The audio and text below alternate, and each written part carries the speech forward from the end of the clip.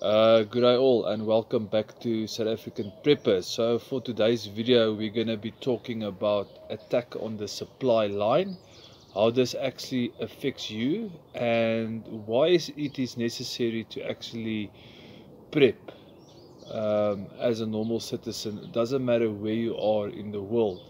Now, a very well-known author called John Zhu, he wrote a couple of books called The Art of War, and he made a comment that he said, if you cut off the supply line, you cut off the sword. Now, what's very interesting about this is that he had the philosophy of, doesn't matter how big the army is, if you cut off their supply line, and you cut off their diesel supply and ammunition supply and food supply and water supply, you would actually stop them from fighting. So please stay tuned for this video.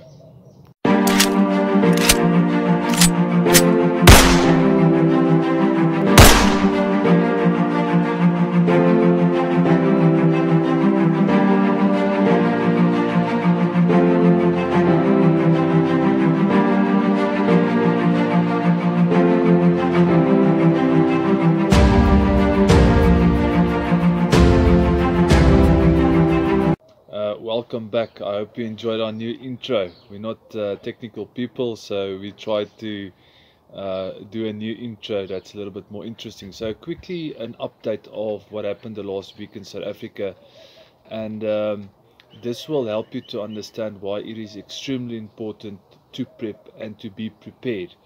So a quick summary is that this whole thing started because of trucks being looted on the N3. Now the N3 is the main highway between Durban, or the city of Durban, and then the city of Johannesburg. And this supply chain basically supplies all of Southern Africa as far as Malawi and Tanzania as well. So I just said in my intro that to cut off the supply line is always a strategy of the enemy. So please keep this in mind. Now, very interesting facts about what happened the last week in South Africa is, number one, mass looting on a scale that we've never seen before.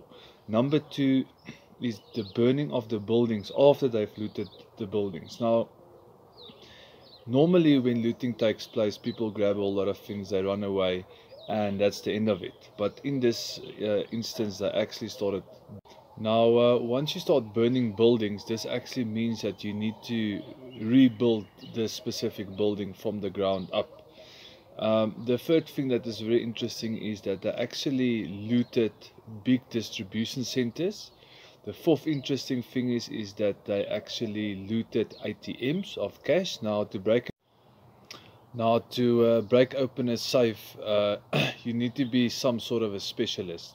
And then the fourth thing that was very interesting is the fact that a container filled with 1.5 million rounds of ammunition was supposed to land in Cape Town, but this specific container then landed in Durban, and subsequently, let's call it, the looters then actually stole this container full of 1.5 million rounds of ammunition. So you need to understand that the supply line, doesn't matter where you are in the world, the supply line, if broken, can lead to dire consequences. Now what we are currently experiencing is that in a lot of these smaller towns that are next to the areas that are affected, have been running out of fuel, have been running out of food. People have literally been rationed at stores, where the stores tell them you can only buy 15 items or you can only buy 10 liters of fuel. So once this supply chain is break within the Western world as we know today, and interesting enough is they refer to these supply chains as just-in-time supply chains. Once these chains are broken, then it will subsequently lead to shortages. And we are currently experiencing that in certain parts, not all of South Africa, but in certain parts. And this is where the prepping comes in. If you were a prepper stuck in a situation like we had in South Africa, you did not have to go and stand in a queue for fuel and food. Okay, so you could have stayed home, you could have literally protected your family. Another thing is that you would have most probably, if you're a prepper like us, self-defense would not be an issue, because that is one priority a prepper always has is self-defense.